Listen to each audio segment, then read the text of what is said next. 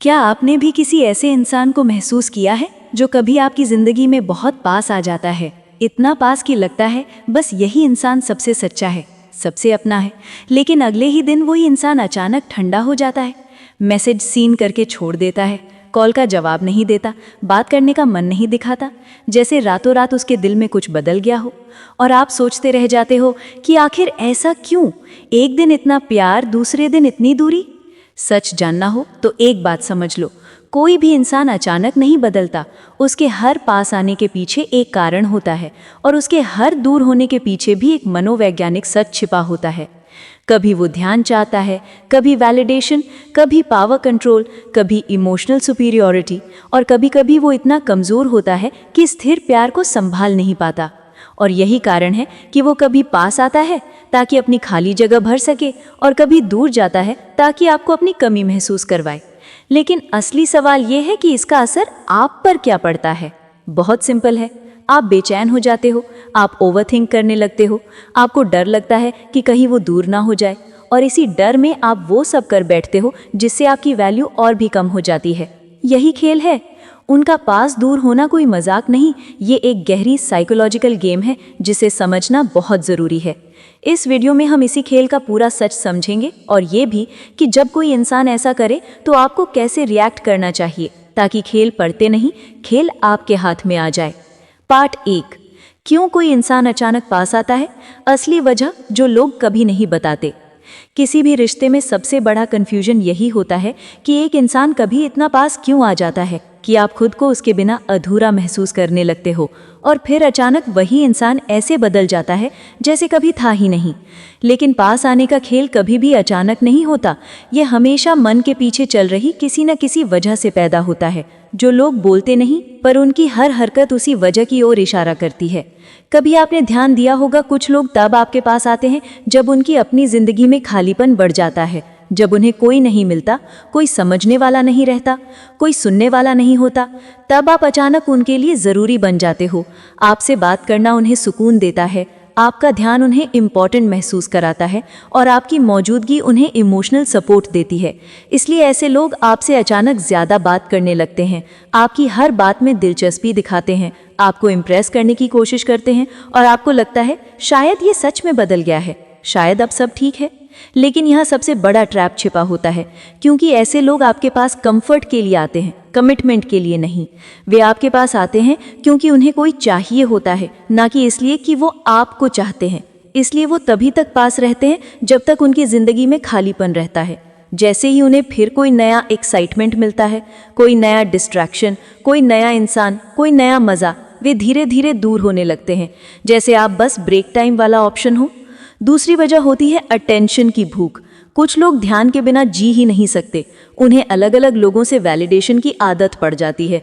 जब उन्हें कहीं और से ध्यान नहीं मिलता या जहाँ से उम्मीद होती है वहाँ से नहीं मिलता, तब वो आपकी तरफ आते हैं क्योंकि आप वो अटेंशन देते हो जो उनके ईगो को सुकून देता है। आपकी बातें, आपकी केयर, आपका बिहेवियर उन्हें खास महसूस कराता है। इसलिए जब उनका ईगो खाली होता है वो आपके पास आते हैं उसे भरने के लिए, लेकिन जैसे ही उनका ईगो कहीं और सेटिस्फाई हो जाता है वे अचानक कोल्ड हो जाते हैं। तीसरी वजह और भी गहरी है। कई लोग इमोशनल कन्फ्यूजन के शिकार होते हैं। उन्हें खुद नहीं पता होता कि वे चाहते क्या हैं। उन्हें नहीं समझ आता कि उन्हें प्यार चाहिए, कंपेनियनशिप चाहिए, टाइम पास चाहिए या सिर्फ अटेंशन चाहिए। ऐसे लोग स्टेबिलिटी से डरते हैं। उन्हें लगता है कि अगर वे किसी एक इंसान पर टिक गए तो उनका कंट्रोल कम हो जाएगा।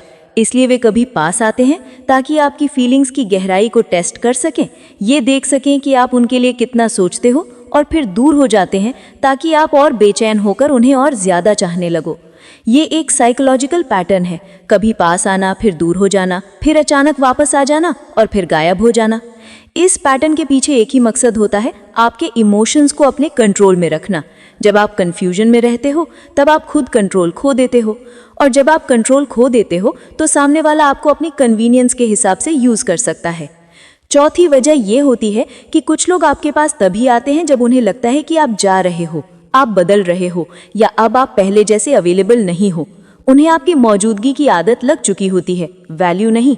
जैसे ही आप थोड़ा दूर जाने लगते हो, अपने जीवन में आगे बढ़ते हो या अपनी इन्वेस्टमेंट कम कर देते हो, तब उन्हें डर लगने लगता है कि कहीं आप चले ना जाओ, कहीं उन्हें वो कंफर्ट खोना ना पड़े जो वो बिना कुछ दिए ले रहे थे। इसलिए वो अचानक स्वीट बन जाते हैं, अचानक आपकी तारीफ करने लगते हैं, अचानक याद करने लगते हैं, अचानक आपके मैसेजेस का जल्दी जवाब देने लगते हैं। लेकिन ये प्यार नहीं होता, ये इनसिक्योरिटी होती है। पांचवी वजह है पावर डायनामिक्स। कुछ लोग रिश्ते को कभी संतुलित नहीं रहने देते। उन्हें ये चाहिए होता है कि रिश्ता हमेशा उनके कंट्रोल में रहे, इसलिए वे आपको कभी पास आने देते हैं ताकि आप इमोशनली इन्वेस्ट करो, और फिर अचानक दूर हो जाते हैं ताकि आपकी इनसिक्योरिटी बढ़े और आप उनकी तरफ भागो। इससे पावर उनके हाथ में रहती है और आप इमोशनली डिपेंडेंट बनते जाते हो। यही कारण है कि ऐसे लोग आपको कभी क्लैरिटी नहीं देते। कभी कहते हैं कि उन्हें आपकी बहुत ज़रूरत है और अगले दिन बिल्कुल ठंडे हो जाते हैं। कभी कहते हैं कि आप उनके लिए बेहद खास हो और फिर कई दिनों तक गायब रहते हैं। आप जितना उन्हें समझने की कोशिश करते हो, वे उतना ही ज़्यादा कन्फ्यूजिंग बिहेवियर दिखाते हैं, क्योंकि कन्फ्यूजन उनका हथियार है और आपकी भावनाएं उनकी एनर्जी। लेकिन यहाँ आपको सबसे बड़ी बात समझनी है, उनके पास आने की वजह आप नहीं हो, आपके अंदर कोई कमी नहीं है। और पायो लोधा यही कहता है, कभी भी किसी की अनिश्चितता को अपनी वैल्यू मत समझो। आपकी वैल्यू में कोई समस्या नहीं है, गलती सिर्फ इतनी है कि आप उस बिहेवियर को प्यार समझ लेते हो, जो असल में सिर्फ अस्थायी ज़रूरत होती है। जो लोग सच में आपसे प्यार करते हैं, वो पास आने के बाद दूर नहीं जाते, वो स्थिर रहते हैं, साफ रहते हैं, ईमानदार रहते हैं। लोग सिर्फ तभी पास आते हैं जब उन्हें कुछ चाहिए होता है, लेकिन जो आपसे सच्चा जुड़ाव रखते हैं वो पास रहना चाहते हैं, भले ही जिंदगी कितनी भी कठिन क्यों ना हो।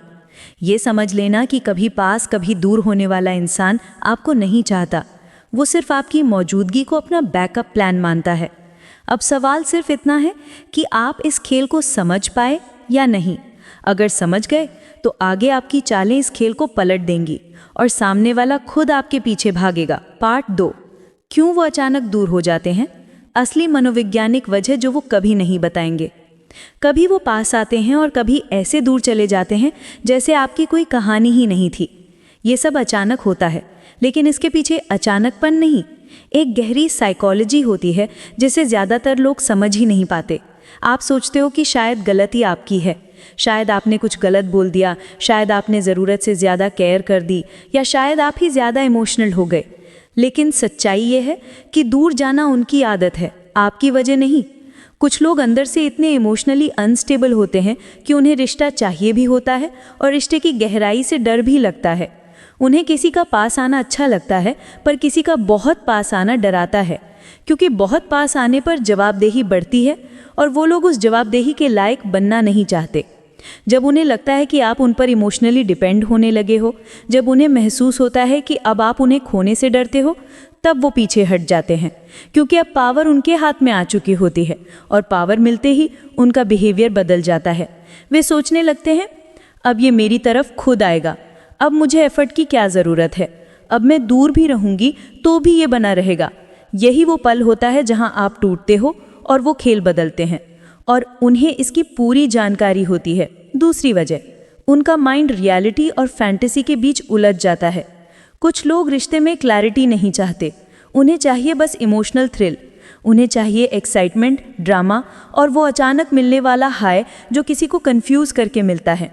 पास आकर वो आपको होप देते हैं और फिर दूर होकर आपकी होप तोड़ते हैं, और इस टूटने में भी उन्हें एक तरह की कंट्रोल का मज़ा मिलता है। जितना आप उनको चेस करते हो उतना उनका ईगो फूलता है, इसीलिए वो कभी पास आते हैं ताकि आपका दिल उनके पास बना रहे, और कभी दूर जाते हैं ताकि आपका दिमाग उनसे हट ना पाए।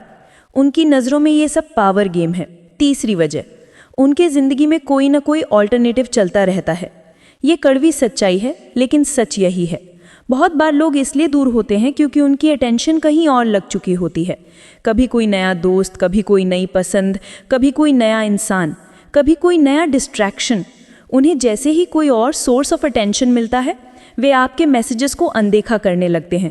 आपकी परवाह कम हो जाती है और वो धीरे धीरे गायब होने लगते हैं। जब उन्हें लगता है कि वहाँ थ्रिल कम हो रही है, वहाँ मज़ा नहीं मिल रहा, या वो चीज़ अब बोर करने लगी है, तब फिर वो आपकी तरफ लौट आते हैं। आप सोचते हो कि वो लौट आए क्योंकि उन्हें आपकी याद आई। नहीं, वो लौटते इसलिए हैं क्योंकि उन्हें फिर कहीं और वो अटेंशन नहीं मिला जो आप उन्हें मुफ्त में दे देते थे। चौथी वजह, कुछ लोगों में इमोशनल कायरता होती है। उन्हें प्यार चाहिए पर कमिटमेंट से डर लगता है। उन्हें केयर चाहिए पर जिम्मेदारी से डर लगता है। उन्हें आपके जैसा इंसान चाहिए पर आपके जैसा स्ट्रॉन्ग कनेक्शन नहीं चाहिए। इसीलिए जैसे ही रिश्ता गहरा होने लगता है वो पीछे हट जाते हैं, क्योंकि गहराई उन्हें जिम्मेदार बनाती है और उनके पास वो कैरेक्टर नहीं होता। ये वो लोग होते हैं जो कहते हैं मुझे थोड़ा स्पेस चाहिए, मैं कंफ्यूज्ड हूँ, मेरा माइंड ठीक नहीं है। ये सब बहाने हैं, असल में वो रिलेशनशिप की डेप्थ से डर गए होते हैं। पांचवी वजह, उनका ईगो। कुछ लोग दूर इसलिए हो जाते हैं क्योंकि उन्हें लगता है कि वो आपको किसी भी समय खो सकते हैं और ये डर उन्हें असहज कर देता है। तो अपनी इनसिक्योरिटी छिपाने के लिए वो आपको अवॉइड करने लगते हैं, आपसे दूर रहने लगते हैं, ताकि उन्हें खुद ऐसा लगे कि कंट्रोल उनके पास है। उनका माइंड कहता है अगर मैं पहले दूर हो जाऊंगी तो हर्ट भी कम होगा। ये सेल्फ प्रोटेक्शन नहीं, सेल्फ साबोटाज है और इसका शिकार आप बनते हो। छठी वजह, आप बहुत जल्दी बहुत ज़्यादा दे देते हो। ये भी सच है, जितनी जल्दी कोई इंसान आपकी केयर, अटेंशन, लव और प्रायोरिटी का आदी हो जाता है, उतना जल्दी वो सोचने लगता है कि ये सब तो उसे हर हाल में मिलना ही है। जब एफर्ट एक तरफ से आता है और आदत दोनों तरफ से बनती है तो सामने वाला एफर्ट की वैल्यू खो देता है। यही वजह है कि जैसे जैसे आप देते जाते हैं वे लेते जाते हैं, और जब लेना भी आसान हो जाता है तब वो दूर होना शुरू करते हैं, क्योंकि अब उन्हें एफर्ट करने की ज़रूरत ही नहीं पड़ती। सातवीं वजह, उन्हें अपने अंदर की समस्याओं से भागना आता है, हल करना नहीं। कुछ लोगों का माइंड इमोशनल रोलर कोस्टर की तरह होता है। उनमें स्टेबिलिटी की कमी होती है। जब वो परेशान होते हैं, एंग्शियस होते हैं, लोनली होते हैं या डिप्रेस्ड होते हैं, तब वो दूसरों के पास आ जाते हैं। लेकिन जैसे ही उनकी कंडीशन नॉर्मल होती है वे दूर चले जाते हैं, क्योंकि असल में उन्हें किसी के साथ नहीं, बस किसी के सहारे की ज़रूरत होती है। आप उन्हें सहारा देते हो और वे फिर चल देते हैं, जब तक फिर से गिर ना जाए। अब सबसे बड़ा सवाल, ऐसे लोगों से बचा कैसे जाए? इसका जवाब सिंपल है। उन लोगों को चेज़ मत करो जो आपसे दूर जाने में कंफर्ट महसूस करते हैं, क्योंकि ऐसा इंसान कभी स्थिर प्यार नहीं दे सकता।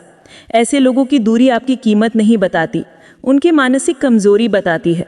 जब आप किसी को दिल से चाहते हो और वो आपको कंफ्यूज करे, इमोशनली ड्रेन करे, कभी पास कभी दूर वाला खेल खेले, तो समझ लो उसके अंदर क्लैरिटी नहीं, इंटेंशन नहीं। आपके जैसे इंसान को ऐसा रिश्ता नहीं चाहिए जिसे निभाने के लिए आपको खुद को खोना पड़े। उनसे दूर होना आपकी हार नहीं, आपकी सबसे बड़ी जीत है। पार्ट 3, कब समझें कि सामने वाला सिर्फ खेल खेल रहा है? कभी कभी जिंदगी में सबसे बड़ा धोखा किसी का छोड़ जाना नहीं होता, सबसे बड़ा धोखा होता है किसी का बार बार आना और हर बार बिना बताए दूर चले जाना। आप सोचे बिना ही ये मान लेते हो कि शायद रिश्ता सही हो रहा है, शायद सामने वाला बदल गया है, शायद उसे सच में आपकी परवाह है। लेकिन असलियत ये होती है कि वो सिर्फ खेल खेल रहा होता है, एक ऐसा खेल जिसकी स्क्रिप्ट हमेशा उसके हाथ में होती है और इमोशंस हमेशा आपके। अब सवाल ये है कि कैसे पहचाने कि वो खेल रहा है या सच में आपकी परवाह करता है। ये जानना मुश्किल है पर नामुमकिन नहीं। सबसे पहला संकेत, वो आपको क्लैरिटी नहीं देता, सिर्फ कन्फ्यूजन देता है। असली प्यार क्लैरिटी देता है, फेक प्यार कन्फ्यूजन देता है। और जो इंसान खेल खेलता है वो चाहता ही यही है कि आप कन्फ्यूज्ड रहें। क्यों? क्योंकि कन्फ्यूज्ड इंसान हमेशा इमोशनली वीक रहता है, और जब आप वीक होंगे तभी आप उसे छोड़ नहीं पाएंगे। वो ये जानता है कि आप भीतर से टूट रहे हो, लेकिन फिर भी वो आपको रास्ता साफ नहीं दिखाएगा। आप पूछोगे हमारे बीच क्या चल रहा है, वो बोलेगा देखते हैं, समझ नहीं आ रहा, अभी बात नहीं करना चाहता, या मुझे टाइम चाहिए। ये सब आंसर नहीं है, ये एस्केप रूट्स हैं। अगर कोई सच में आपको चाहता है वो कभी आपको कन्फ्यूजन में नहीं छोड़ेगा, क्योंकि जिसे खोने का डर होता है वो हमेशा साफ बोलता है। दूसरा संकेत, वो एफर्ट तभी करता है जब उसे आपकी ज़रूरत होती है, जब आप उसकी लाइफ में काम आओ, जब वो कहीं अकेला पड़ जाए, जब कोई और ऑप्शन काम न करे, या जब उसका माइंड लो हो, तब अचानक उसका प्यार, केयर और रिटेंशन वापस आ जाता है। लेकिन जैसे ही उसका काम पूरा, उसका मूड सेट, उसकी सिचुएशन नॉर्मल, वो फिर गायब। कभी एक दिन में मैसेज, कभी 3 दिन तक कोई रिप्लाई नहीं, कभी रात भर बातें, कभी हफ्ते भर साइलेंस। ये क्या है? ये पैटर्न है, और पैटर्न हमेशा झूठ से बड़ा सच होता है। तीसरा संकेत, वो उपस्थित रहता है लेकिन कमिटेड नहीं। वो आपके साथ टाइम बिताएगा, आपको स्पेशल महसूस कराएगा, आपसे बातें करेगा, आपके साथ मेमोरीज बनाएगा, लेकिन जैसे ही बात किसी भी रिस्पॉन्सिबिलिटी पर आएगी वो पीछे हट जाएगा। जब आप पूछोगे हम क्या है या आगे क्या सोचा है, वो बोलेगा अभी ये बातें मत करो, सब ठीक है, बस ऐसे ही रहने दो, या मैं रिलेशनशिप के लिए रेडी नहीं हूँ। यानी वो मज़ा लेना चाहता है, निभाना नहीं। ये इंसान आपको चाहता नहीं, सिर्फ आपको खोना नहीं चाहता, क्योंकि आप उसकी इमोशनल बैकअप बन चुके हो। चौथा संकेत, वो आपको गिल्टी महसूस करवाता है। जब भी आप सवाल पूछते हो वो कहता है तुम ओवरथिंक करती हो, तुम एग्जैजरेट कर रही हो, तुम ड्रामा कर रही हो, हमेशा मैं ही गलत हूँ, तुम मेरी फीलिंग समझती ही नहीं। ये इमोशनल मैनिपुलेशन है। असली प्यार आपको सिक्योर फील कराता है, ना कि गिल्टी। वो किसी भी गलत काम की जिम्मेदारी खुद नहीं लेगा, आपके सवालों को भी आपकी गलती साबित करेगा, ताकि आप महसूस करो कि शायद प्रॉब्लम आप ही हो। लेकिन ध्यान रखना, जो इंसान आपकी ऑनेस्टी को ही सवाल बना दे, उसका इरादा कभी साफ नहीं होता। पांचवा संकेत, वो आपकी अवेलेबिलिटी को ग्रांटेड लेता है। आप हमेशा रेडी, हमेशा प्रेजेंट, हमेशा वेटिंग, और वो कभी कभी। आपका हाँ उसकी आदत बन चुकी है और उसकी ना आपकी किस्मत। जब आप लिखते हो तुम बात नहीं कर रहे हो, वो जवाब देगा बिजी हूँ। लेकिन जब उसे आपकी ज़रूरत होगी तो आपको उसी वक्त ऑनलाइन मिलना होगा, नहीं तो ये कहकर हर्ट करेगा तुम बदल गई हो। ये केयरिंग नहीं, कंट्रोलिंग बिहेवियर है। छठा संकेत, वो बातें आधी छोड़ देता है ताकि आपका दिमाग पूरी रात उन बातों में उलझा रहे। एक गेम होता है ब्रेड क्रम्बिंग। इसमें इंसान आपको लगातार छोटे छोटे इमोशनल क्रम्स फेंकता रहता है ताकि आप उसके पीछे लगे रहो। एक लाइन बोलेगा, 2 दिन गायब। एक कॉम्प्लीमेंट देगा, 3 दिन नो रिस्पॉन्स। एक बार कहेगा कि तुम इम्पॉर्टेंट हो, फिर 2 दिन आपकी एग्जिस्टेंस भी इग्नोर कर देगा। ये सब इंटेंशनली किया जाता है ताकि आपका माइंड उसे लेकर हमेशा एक्टिव रहे। आप बार बार उसके बारे में सोचो, बार बार उसकी चैट्स पढ़ो, बार बार चेक करो कि उसने कॉल किया या नहीं, और वो इस बात से खुश होता है कि आप अभी भी उसके कंट्रोल में हो। सातवां और आखिरी संकेत, वो आपकी वीकनेसेस समझ चुका है और उन्हीं पर खेलता है। उसे पता है कि आप उसे जल्दी माफ़ कर दोगे, उसे पता है कि आप छोड़ नहीं पाओगे, उसे पता है कि आप इमोशनल हो, उसे ये भी पता है कि अगर वो एक बार सॉरी बोल देगा तो आप फिर वापस आ जाओगे। और ये नॉलेज उसे खतरनाक बना देती है, क्योंकि वो इसे पावर समझता है। और जिस रिश्ते में एक के पास पावर और दूसरे के पास सिर्फ होप हो, वो रिश्ता नहीं, कैद होता है। आठवां और आखिरी संकेत, वो आपकी इमोशंस को हल्के में लेता है। आप हर्ट होती हो, वो कहता है छोड़ो यार। आप रोती हो, वो कहता है ओवर रिएक्ट मत करो। आप गंभीर बात करती हो, वो मूड खराब बताकर निकल जाता है। वो आपकी फीलिंग्स पर वेट नहीं डालता, क्योंकि उसके लिए आपकी फीलिंग्स मजाक हैं। लेकिन जब उसकी बारी आती है, चाहे जितनी छोटी बात हो, वो आपको बहुत सीरियस लगवाता है। यानी अपनी इमोशंस के लिए फुल रिस्पेक्ट और आपकी इमोशंस के लिए 0 वैल्यू। 9वां और 10वां संकेत, वो आपकी लाइफ में तब आता है जब उसे बोरियत लगती है, जब उसकी लाइफ में कुछ एक्साइटिंग नहीं हो रहा, जब उसके दोस्त बिजी हों, जब उसका फ़ोन ड्राई हो, जब कोई और उसे अटेंशन न दे रहा हो, तब वो आपके लिए परफेक्ट होते हैं। आप उनके लिए टाइम पास बन जाते हो और उसे इसका एहसास भी नहीं होता या वो मानता नहीं। लेकिन एक बात याद रखना, जिसे आपकी ज़रूरत बोरियत में पड़े, वो आपकी ज़िंदगी में जगह डिज़र्व नहीं करता। 10वां और आखिरी संकेत, वो आपकी लॉयल्टी का इस्तेमाल करके आपकी लाइफ कंट्रोल करता है। आप लॉयल हो, आप डिवोटेड हो, आप सच्ची हो, आप टूट कर चाहती हो, ये सब उसकी नज़र में वीकनेस बन जाते हैं और वो इन वीकनेसेस से खेलता है। कभी आपको पीछे करता है, कभी आगे बुलाता है, कभी दूर धकेलता है, कभी पास खींचता है। ये सब उसकी नेचर है, आपका कैरेक्टर नहीं। अब असली सवाल, जब पता चल जाए कि वो खेल खेल रहा है, तब क्या करें? जवाब सरल है। आप इमोशनल तरीके से नहीं, साइकोलॉजिकल तरीके से जवाब दो। बोलो मत, बस डिस्टेंस बना लो। उसे समझाओ मत, उसे महसूस होने दो। उससे लड़ो मत, उसे इग्नोर करके उसकी पावर छीन लो। जब आप बदलते हो तो सबसे पहले रोल्स बदलते हैं। वो चेज करने लगता है और आप चूज करने लगती हो। यही गेम का फाइनल ट्विस्ट होता है। जब आप अपने दिल पर कंट्रोल ले लेती हो तो उसकी स्ट्रैटेजीज खत्म हो जाती हैं। पार्ट 3, कभी पास कभी दूर, वो ऐसा क्यों करते हैं? असली सच क्या है?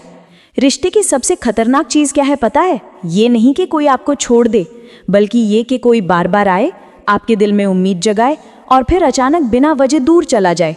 ये कभी पास कभी दूर वाला बिहेवियर इंसान को अंदर से तोड़ देता है, क्योंकि आप समझ ही नहीं पाते कि आखिर चल क्या रहा है। वो आपको चाहता है या सिर्फ इस्तेमाल कर रहा है? वो आपको खोना नहीं चाहता या सिर्फ आपको पकड़े रखना चाहता है? वो आपके लिए सीरियस है या सिर्फ आपको बैकअप की तरह रख रहा है? लेकिन सच ये है कि लोग ऐसा यूं ही नहीं करते। इसके पीछे साइकोलॉजी नहीं बल्कि एक पर्सनल पैटर्न होता है, और सबसे खतरनाक एक पर्पस होता है। कभी वो बहुत प्यार दिखाएंगे, फिर अचानक ठंडे पड़ जाएंगे। कभी आपको प्रायोरिटी देंगे, फिर अचानक आपको इग्नोर करेंगे। कभी दिल खोलकर बात करेंगे, फिर अचानक गायब हो जाएंगे और आप बैठकर सोचते रहते हो, मैंने क्या गलत किया? अचानक ऐसा क्यों हुआ? क्या वो बदल गया है? क्या मेरी कोई गलती थी?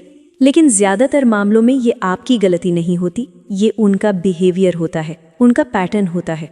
कुछ लोग आपको उतना ही पास आने देते हैं जितना उनकी इमोशनल ज़रूरत होती है। जब उन्हें अटेंशन चाहिए, जब उन्हें लोनलीनेस फील होती है, जब उन्हें किसी का सहारा चाहिए, तब वो आपको पास बुलाते हैं।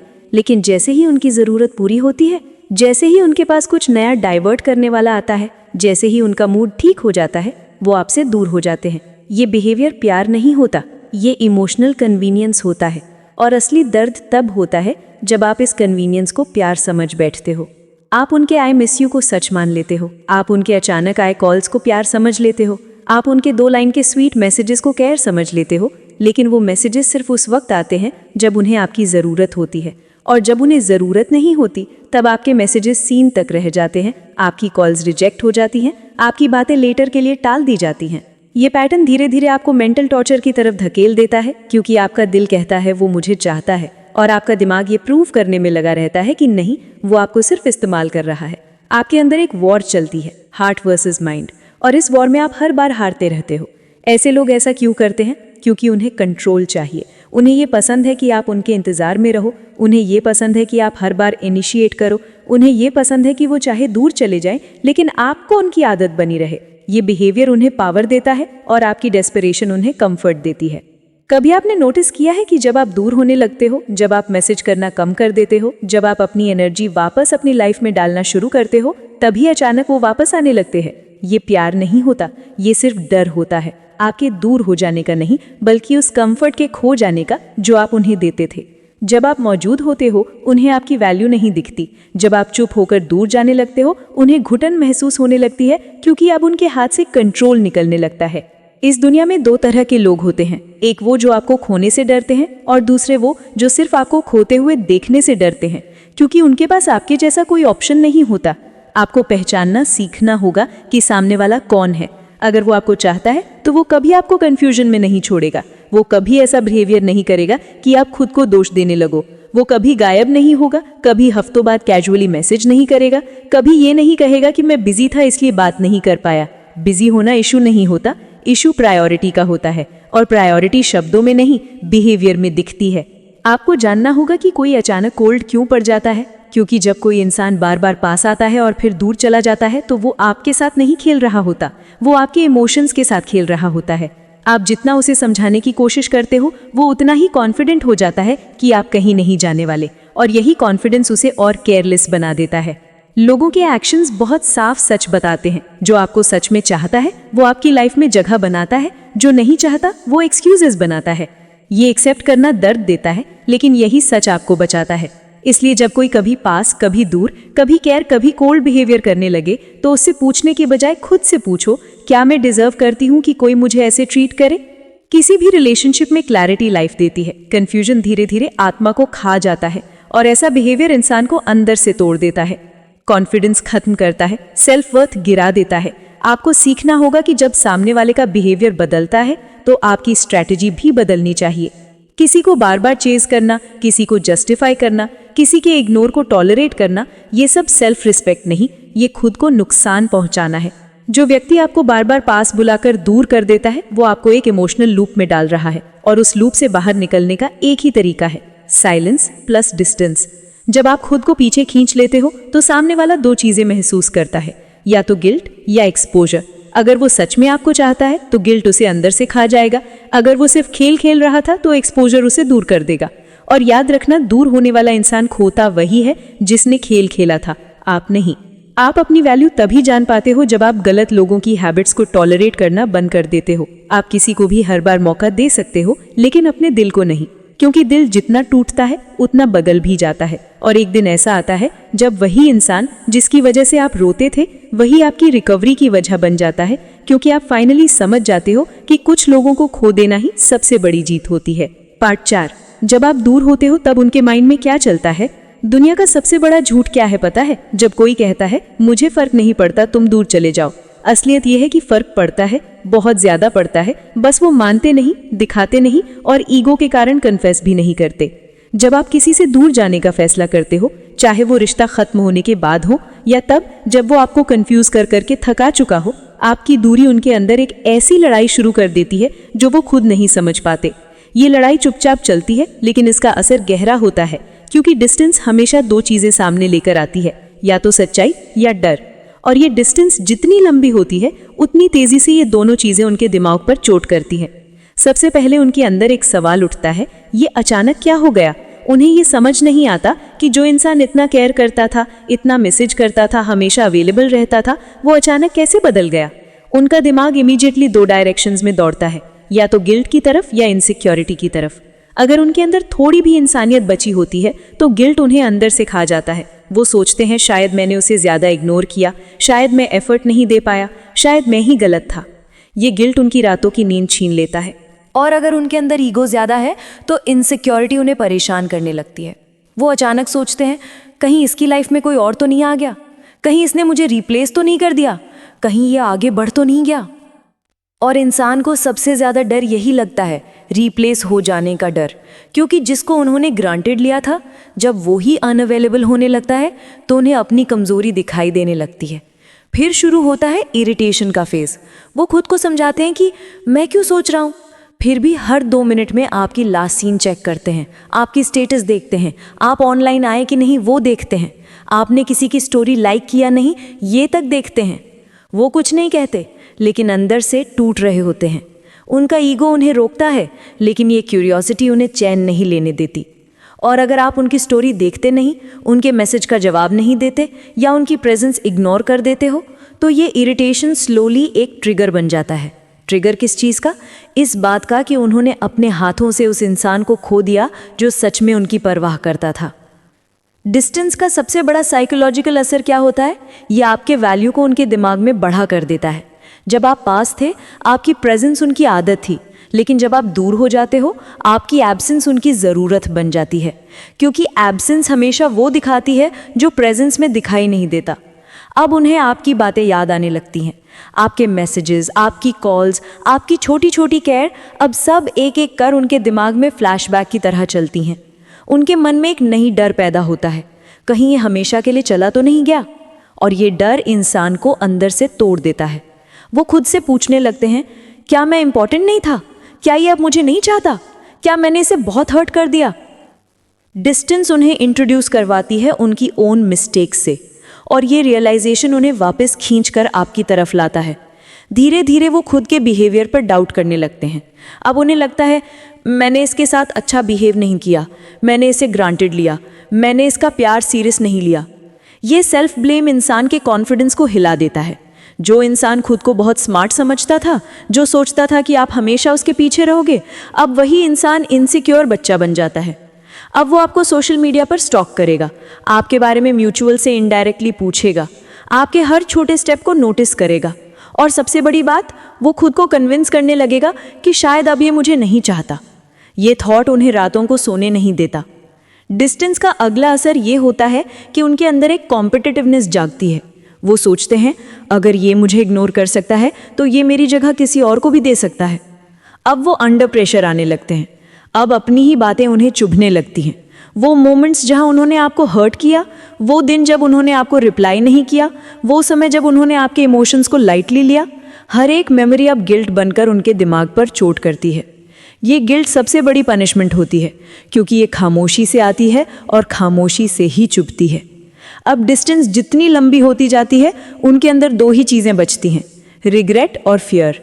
रिग्रेट कि उन्होंने आपको खो दिया, और फियर कि शायद अब आप वापस नहीं आएंगे। और इंसान रिग्रेट और फियर से लड़ नहीं सकता। ये दोनों फीलिंग्स उसको आपकी तरफ धक्का देती हैं। इसलिए डिस्टेंस से ही वो इंसान वापस आपकी ओर खींचता है जो कभी आपको हल्के में लेता था। और जब फाइनली उन्हें लगता है कि आप उनकी लाइफ से निकल रहे हो, तब उनके अंदर पैनिक शुरू होता है।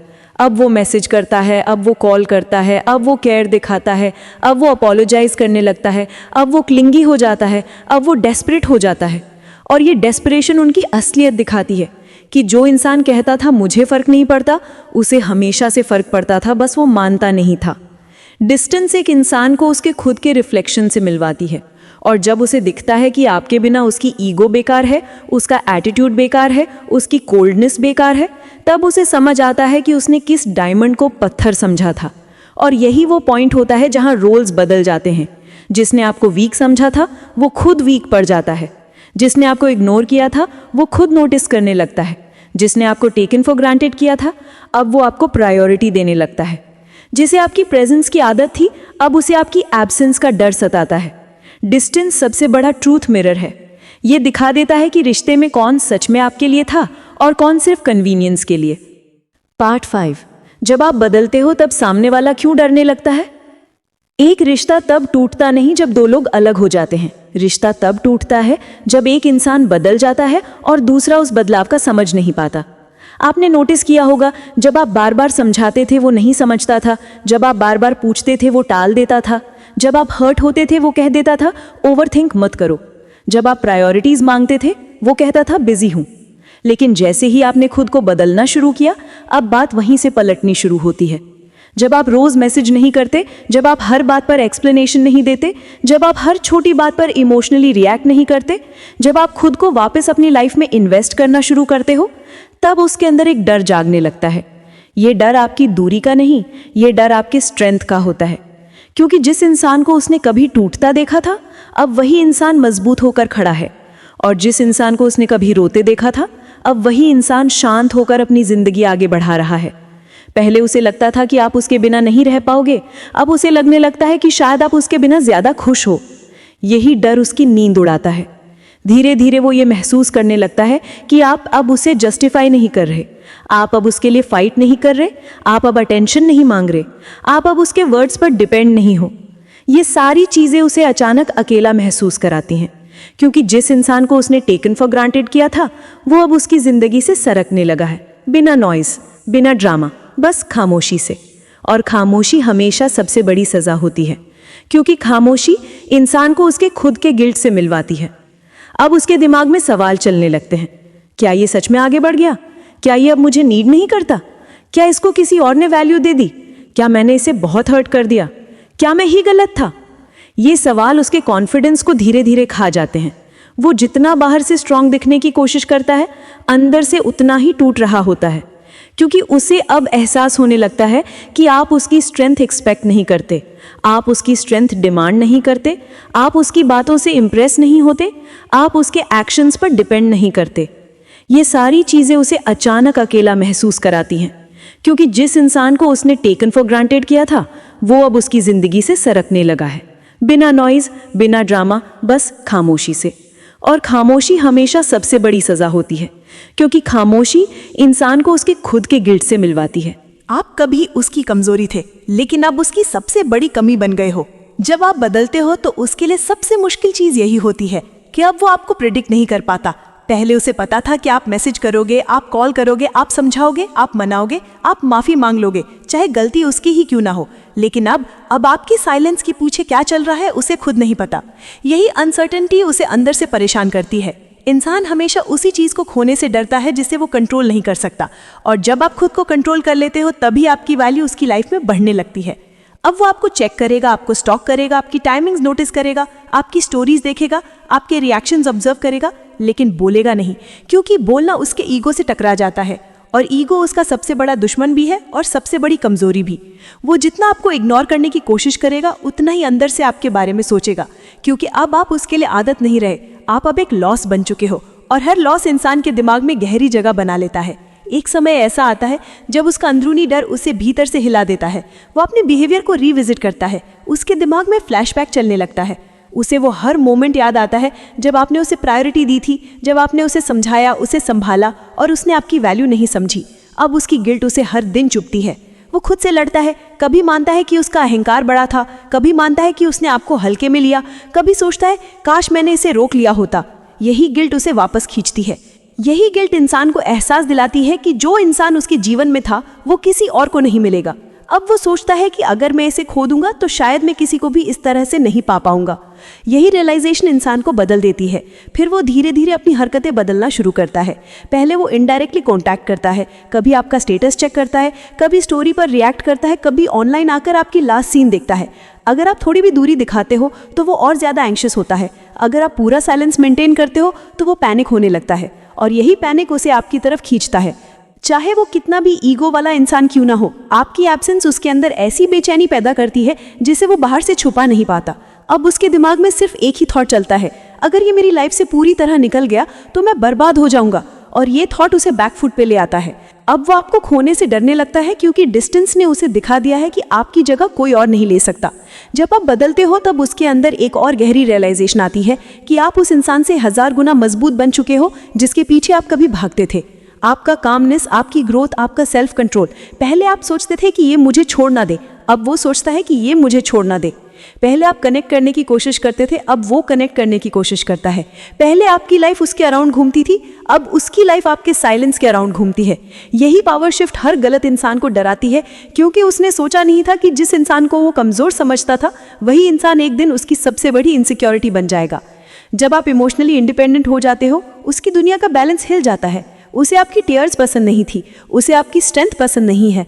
ताकत हमेशा डर पैदा करती है, और आपकी ताकत उसके भीतर वही डर जगाती है जो कभी उसने आपके दिल में पैदा किया था। अब वो आपको वापस पाना चाहता है, लेकिन उसे पता नहीं कैसे। वो आपको मैसेज करना चाहता है लेकिन डरता है कि आप रिप्लाई न दो। वो आपको कॉल करना चाहता है लेकिन डरता है कि आप इग्नोर कर दो। वो आपसे बात करना चाहता है लेकिन डरता है कि अब आप वो इंसान नहीं रहे जो हर बात पर उसे माफ़ कर दे। यही डर उसे रियलाइज़ करवाता है कि खोना हमेशा दुख नहीं देता, कभी कभी खोना इंसान की असलियत दिखा देता है। और जब आप बदल जाते हो तो वो खुद से डरने लगता है, क्योंकि उसने महसूस कर लिया है कि जो इंसान कभी उसके पीछे चलता था, अब वो इंसान खुद की दुनिया का राजा बन चुका है। कभी कभी ज़िंदगी हमें सबसे बड़ा सबक किसी टूटे हुए रिश्ते से देती है, और सबसे गहरी सीख तब मिलती है जब हम समझते हैं कि हर कोई हमारी ज़िंदगी में रहने लायक नहीं होता, लेकिन हर कोई हमें कुछ सिखाकर ज़रूर जाता है।